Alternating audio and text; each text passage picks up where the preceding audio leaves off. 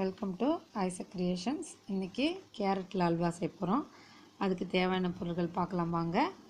அதுக்கு first carrot தேவை. கேரட்டை தோல் சேர்த்தி வச்சுருக்கேன். எப்பயுமே நம்ம கேரட்டை தோல் சேர்த்தாமல் பயன்படுத்தக்கூடாது, அதனால் தோலை சேர்த்திட்டு வச்சுருக்கேன். அதுக்கப்புறம் தேவையான அளவு நெய், முந்திரி, ஏலக்காய் பொடி, சர்க்கரை, இதெல்லாம் தேவையான பொருட்களாக வச்சுருக்கேன். அதுக்கு கொஞ்சம் பாலும் எடுத்துக்கணும், ஏன்னா இதை நம்ம பாலில் தான் வேக வைக்கணும். எப்படி கேரட் அல்வா செய்யலாம் அப்படின்றத செய்யலாம் வாங்க. பாருங்கள், இந்த கேரட்டை இப்படி துருவி வச்சுக்கலாம். பீட்ரூட்டும் துருவி தான் செய்யணும், அது ரொம்ப நிறையா நேரம் ஆகுன்றதுனால நான் அரைச்சி செஞ்சுட்டேன். ஆனால் கேரட்டு இப்படி தான் மெலிசாக துருவி வச்சுட்டோம் அப்படின்னா கொஞ்சம் லேட் ஆகும். நான் கம்மியாக செய்கிறதுனால கொஞ்சம் லேட் ஆனால் பரவாயில்ல அப்படின்னு செய்கிறேன். அதுக்கு இதில் பாலை வேக வச்சுட்டு எப்படி செய்யலான்னு செய்யலாம் பாருங்கள்.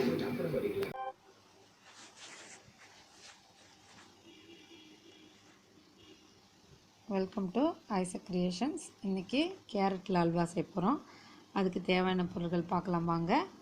அதுக்கு ஃபஸ்ட்டு கேரட்டு தேவை. கேரட்டை தோல் சேர்த்தி வச்சுருக்கேன். எப்பயுமே நம்ம கேரட்டை தோல் சேர்த்தாமல் பயன்படுத்தக்கூடாது, அதனால் தோலை சேர்த்திட்டு வச்சுருக்கேன்.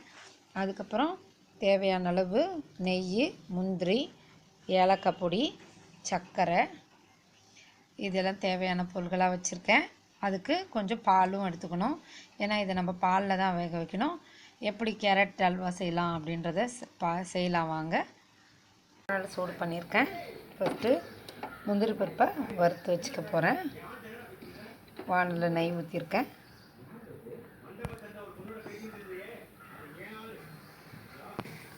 பாருங்கள், லைட்டாக செவந்துருச்சு. அவ்வளோதான். இதில் நம்ம முந்திரி எடுத்து வச்சிடலாம். பாருங்கள், அந்த வானலில் முந்திரி எடுத்து வச்சுட்டேன். அதில் இந்த துருவி வச்ச கேரட்டை போடுறேன். பாருங்கள், இது நல்லா வதக்கலாம், ஏன்னா இதில் பச்சை வாசனை போகிறதுக்கு வேறு வழி இல்லை, வதக்கி தான் ஆகணும். ஏன்னா நம்ம முன்னாடி மிக்சியில் அரைச்சிட்டோன்னா அது கொஞ்சம் சீக்கிரம் வேலை நடக்கும். இது கொஞ்சம் லேட்டு தான் எடுக்கும், ஆனாலும் இது வேறு மாதிரி இருக்கும், அது வேறு மாதிரி இருக்கும், அவ்வளோதான் வித்தியாசம். பாருங்கள், இது நல்லா பச்சை வாசனை போக வதக்குறோம். வதக்கின பிறகு பால் ஊற்றிட்டு காமிக்கிறேன். இது இப்போ வதக்குறேன்.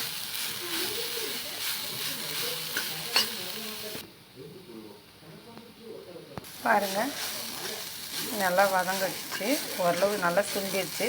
சுண்டின பாரு அந்த ஈர சத்தம் கேட்கல பாருங்கள். முன்னாடி ரொம்ப ஈர சத்தம் கேட்கும், தண்ணி சத்தம். இப்போ இல்லை. இப்போ இதில் கொஞ்சம் பால் ஊற்றி மூடி வேக வைக்கலாம்.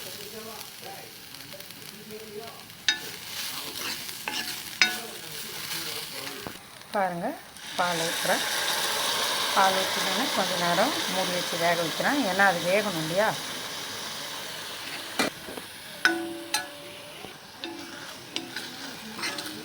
வேறுபடி வேகிறதுக்கு வழி இல்லை, அதனால தான் பால் ஊற்றிருக்கோம். பாலில் அது வேகட்டும், வெந்த பிறகு சொல்கிறேன் என்ன பண்ணலான்னு. இந்த கேரட்டை முங்குற அளவுக்கு தான் தண்ணி ஊற்றணும், எக்ஸ்ட்ரா தண்ணி ஊற்றக்கூடாது. முங்குன அளவுக்கு தான் பால் ஊற்றணும், அதை விட எக்ஸ்ட்ரா ஊற்றக்கூடாது. தண்ணி ஊற்ற வேண்டாம், பாலே ஊற்றுங்க, அப்போ தான் அது டேஸ்ட்டு ரொம்ப நிறையா இருக்கும். தண்ணி ஊற்றினீங்கன்னா டேஸ்ட்டு சப்புன்னு ஆகிடும், அதனால் கொஞ்சம் பால் ஊற்றியே வேக விடுங்க. அரைக்கும்போது நம்ம கொஞ்சம் தண்ணி ஊற்றுவோம், அது அரைக்கும்போது வதக்கிறது வேகிறது ஈஸியாக இருக்கும், சீக்கிரம் வேலை முடியும். ஆனால் இப்போ நம்ம திருவி போட்டிருக்கோம், பார்த்திங்கன்னா உங்களுக்கு தெரியும். திருவி போடும்போது இது வேக லேட் ஆகும். அதனால் அந்தளவுக்கு பாருங்கள், பால் கொதிக்குது பார்த்திங்களா, அந்தளவுக்கு பாலை ஊற்றுங்க. பால் ஊற்றிட்டு அடுப்பில் சிம்மில் வைங்க, அது வேகட்டும். வெந்த பிறகு காமிக்கிறேன்.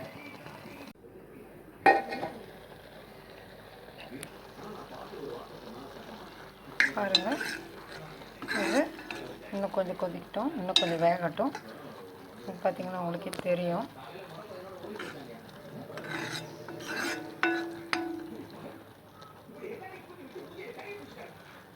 இந்த தண்ணி சுண்டட்டும். தெரியுதுங்களா, ஃபுல்லாக பால் தான் இது. பால் சுண்டட்டும், திரும்ப நம்ம பார்க்கலாம். பாருங்க, நல்லா சுண்டிருச்சு, நல்லா வெந்துருச்சு. பாருங்கள், நல்லா வெந்திருக்கு பாருங்கள், மசிது இல்லையா, நல்லா வெந்துருச்சு. இந்த சமயத்தில் தேவையான சர்க்கரை போட போகிறோம். சர்க்கரைன்றது எப்பயுமே ஸ்வீட்டுன்னா 1:2 போட்டால் தான் ஸ்வீட்டு மாதிரி இருக்கும், இல்லைனா ஸ்வீட் மாதிரியே இருக்காது.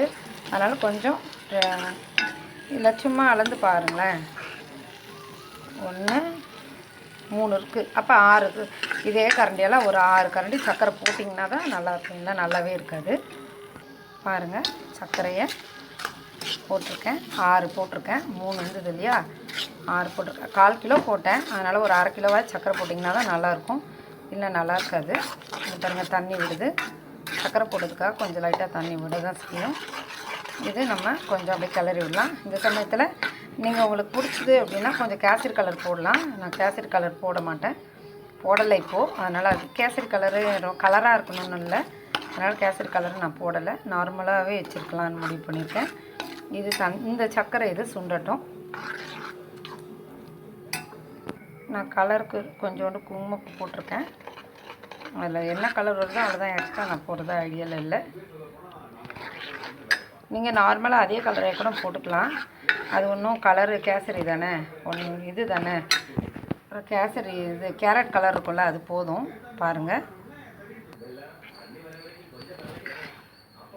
இது அப்படியே சுண்டட்டும். சுண்டோடனே பார்த்துக்கலாம். பாருங்கள் எவ்வளோ தண்ணியாக இருக்குது அப்படின்னு. அதனால் சுண்டட்டும். சுண்டுற வரைக்கும் அடுப்பில் வச்சு நல்லா கொதிக்க விடுவோம். சுண்டின பிறகு பார்க்கலாம். அதுக்கு நடுவில் ஏலக்காய் பவுடரே போட்டுடலாம்.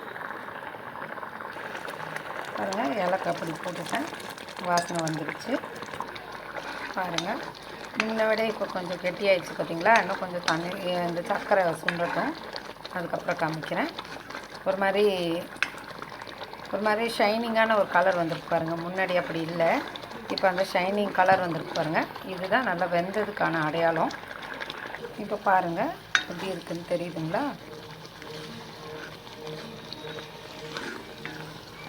ஓகேவா, இன்னும் கொஞ்சம் சுண்டட்டும், அதுக்கப்புறம் நெய் ஊற்ற ஆரம்பிக்கலாம். இன்னும் கொஞ்சம் சுண்டட்டும். இப்போ பாருங்கள், ஒட்டாமல் வருது பார்த்தீங்களா. ஒட்டக்கூடாது, அதுதான் அல்வானாவே நிறைய நேரம் கிண்ட தான் செய்யணும், வேறு வழியே கிடையாது. அது கொஞ்சமாக செஞ்சாலும் சரி, நிறையா செஞ்சாலும் சரி, கிண்டிகிட்டே தான் இருந்தாகணும், வேறு வழி கிடையாது. அப்போ கிண்ட தான் அல்வாக்கு ருசியும் வரும்.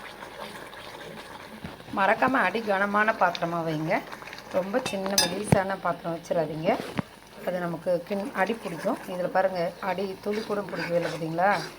ஏன்னா பாத்திரமும் கெட்டியாக இருக்கணும். நிறையா இது வரைக்கும் அடி பிடிக்கிறதுக்கு சுவடு தெரில, இப்போ தான் நல்லா கெட்டியாக இருக்குது. இனிமேல் தான் அடி பிடிக்கிறத பற்றி பார்க்கணும்.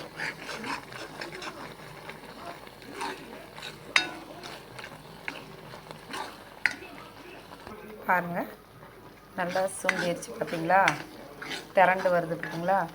இதுதான். இப்போ கொஞ்சோண்டு நெய் ஊற்றுறேன். பாருங்கள்,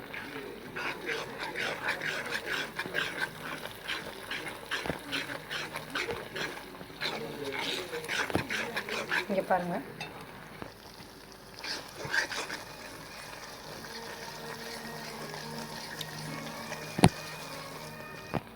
பாருங்கள் பாருங்கள், சுண்ட வந்துடுச்சு. அவ்வளோதான், இதோட வேலை முடிஞ்சிருச்சு. இதுக்கு மேலே கிண்டணும்னு அவசியம் இல்லை. இது லேட் ஆச்சுன்னா கெட்டியாயிடும். ஒரு 3 கரண்டி ரவை போட்டிருந்தேன், 3 கரண்டி கேரட் போட்டிருந்தேன்னு வச்சுக்கோங்களேன். 1 கரண்டி நெய் ஊற்றிருக்கேன். இது போதும், ரொம்ப அளவு அதை விட அதிகமாக போடணுன்னு அவசியம் இல்லை. பாருங்கள், ஒரு மாதிரி பிரிஞ்சு வருது பார்த்தீங்களா. இவ்வளோ தான், இதோட வேலை முடிஞ்சிருச்சு. பாருங்கள், மஞ்சள் போட்டிருக்கேன். பாருங்கள், சுவையான மணமான கேரட்டு அல்வா ரெடியாக இருக்குது. பாருங்கள், முன்னாடி உங்கள்கிட்ட காமிச்சப்போ ஊற்றின நெய் தான் கெட்டியாகிடுச்சு. இன்னுமே லேட்டாக பாருங்கள் கெட்டியாக இருக்குது. இன்னும் லேட்டாக இன்னுமே கெட்டியாகிடும். இதுதான் சரியான பதம். இது சமைச்சு பாருங்கள், சமைச்சு சாப்பிட்டு பாருங்கள். பிடிச்சா லைக் பண்ணுங்கள், ஷேர் பண்ணுங்கள், சப்ஸ்கிரைப் பண்ணுங்கள். நன்றி, வணக்கம்.